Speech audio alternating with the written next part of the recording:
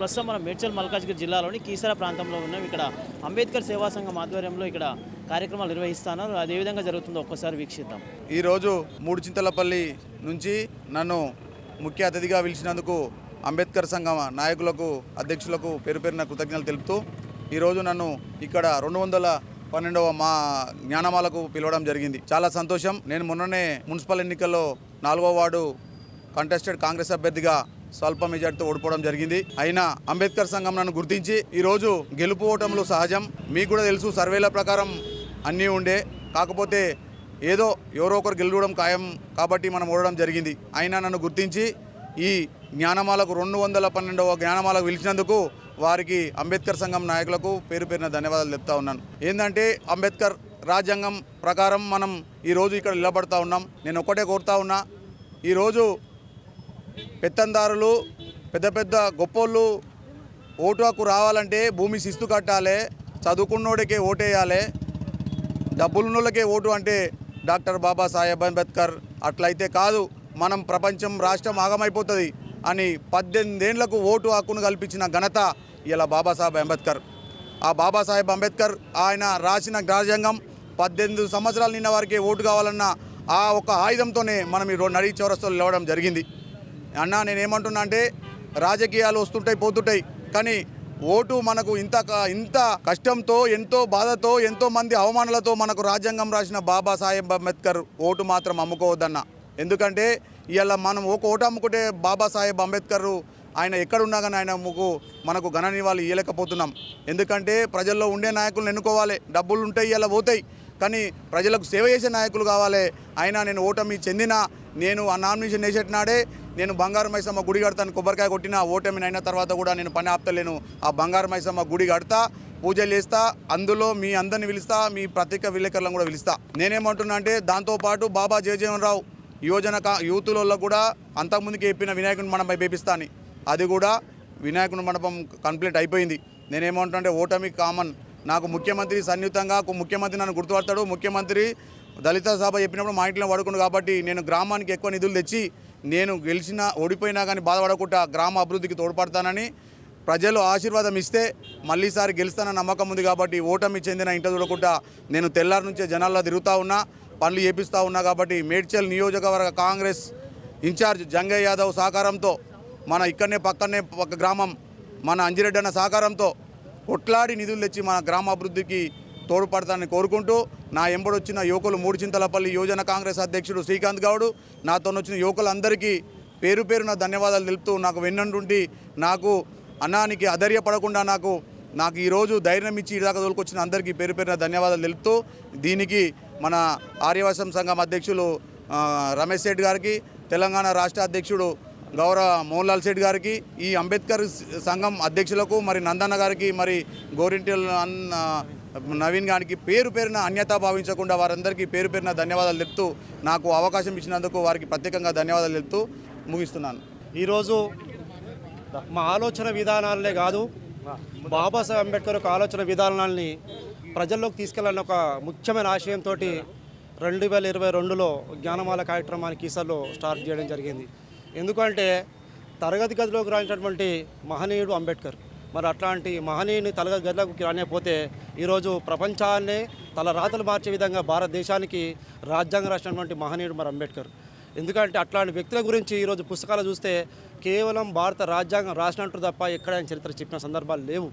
మరి ఆ చరిత్రలు ఎవరు చెప్పాలి, ఎవరి చేత చెప్పించాలి, జ్ఞానవంతులు ఎవరు తయారు చేయాలి అన్న ఆలోచనను తీసుకొని ఈ జ్ఞానమాల కార్యక్రమాన్ని కీసర్లో పునాది వేసి, ఇక్కడి నుంచి మేము అందరం కూడా ప్రతి వారం జ్ఞానవంతుల్ని, మేధావంతుల్ని, చదువుకున్నటువంటి మేధావులందరూ కూడా తీసుకొని వచ్చి ఆయన చరిత్రను మేమే ప్రజలకు చెప్పాలనే ఆలోచనతో ఇక్కడ జ్ఞానమాల శ్రీకారం చుట్టడం జరిగింది. కాబట్టి మాకు కూడా తెలుసు ఇది ముంగడు పోతుందా అని, కానీ ఏది మొదలు పెట్టాలన్నా ఒక అడుగుతోటే మొదలు పెట్టాలి. కాబట్టి అడుగులు వేసుకుంటూ ఈరోజు 212వ వారాన్ని తీసుకురావడం జరిగింది. మేము ఒకటే అనుకున్నాం, ఇక్కడ అంబేద్కర్ జీవిత చరిత్రను ఆ 6 సంవత్సరాల పిల్లోడికి నాటితే అందరికీ కూడా మనకేం తెలుసా అంటే, హిందుత్వ భారతదేశం ఈరోజు మనం చూస్తూ ఉన్నాం, రక్షణ లేని పరిస్థితి. ఆ రక్షణకు ఒక పునాది భారత రాజ్యాంగం, అది పిల్లోల మెయిన్లో నాటాలని చెప్పి అనుకోనే ఈ యొక్క కార్యక్రమాన్ని తీసుకుపోతూ ఉన్నాం.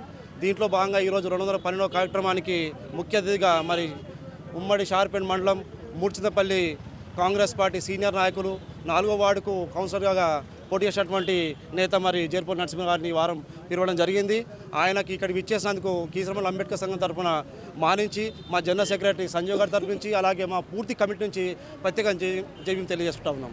అంబేద్కర్ సంఘం డివిజన్ 1 అంబేద్కర్ సంఘం ఆధ్వర్యంలో ఇంత ముందుకు జరిగినటువంటి ఎన్నో కార్యక్రమాలు మరియు వాళ్ళను ఆదర్శంగా తీసుకొని అలా సూచనల మేరకు మేము కొత్తగా ఎన్నుకోవడం జరిగింది.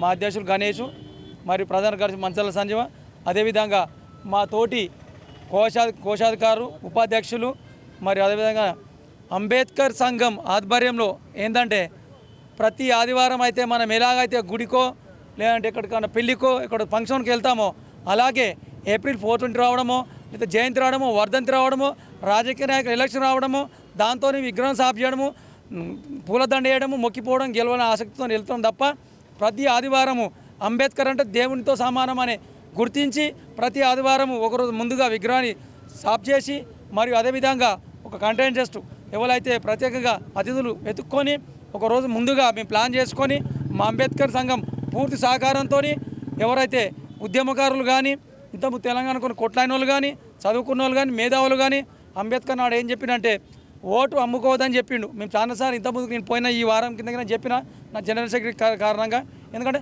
ఓటు 500 బీరు బిర్యానీకి అమ్ముకోవడంతో ఎవరు ముందుకెళ్ళి మనకు సహకరించి పనులు చేయగలుగుతున్నాడనే కాన్సెప్ట్తో ముందుకెళ్తారు. బీరు బిర్యానీ చూసి ఓటేయడం జరుగుతుంది. దయచేసి పార్టీలకు అతీతంగా మంచి చదువుకున్నోని జ్ఞానం ఉన్నోని ఎన్నుకొని ముందుకు పోయి తెలంగాణను బాగా చేసుకుంటే ఒక కార్పొరేటర్గా ఒక కౌన్సిలర్గా ఒక సర్పంచ్గా వార్డు మెంబర్గా మండలం జిల్లా స్థాయిగా ముందుకు పోతామని కోరుకుంటూ అదేవిధంగా మా కీసరమండలం ప్రత్యేకంగా మా కీసరమండ అంబేద్కర్ సంఘం ఆధ్వర్యంలో జరుగుతున్న జ్ఞానమాల కార్యక్రమాన్ని ఆదర్శంగా తీసుకొని అదేవిధంగా చుట్టుపక్కల మండలాలలో ఆ కార్యక్రమాన్ని స్టార్ట్ చేశారు. నాకు ఎంతో సంతోషంగా అనిపిస్తుంది. ఎందుకంటే మమ్మల్ని ఆదర్శంగా తీసుకొని పక్కన చుట్టుపక్కల అంబేద్కర్ జ్ఞానమాల కార్యక్రమం నిర్వహిస్తున్నారు. కాబట్టి అందరు చాలామంది తెలియజేస్తున్నారు ఏమన్నాడే ఆధారపడద్దు, ఓడినా గెలిచినా ఆధారపడేది లేదు. ఇవాళ ఇక్కడికున్నా రేపు అక్కడికి వెళ్తా అంతే తప్ప ఓడిపోయి ఇంట్లో కూర్చునే మనస్తత్వం ఏ పార్టీకి ఉండొద్దు.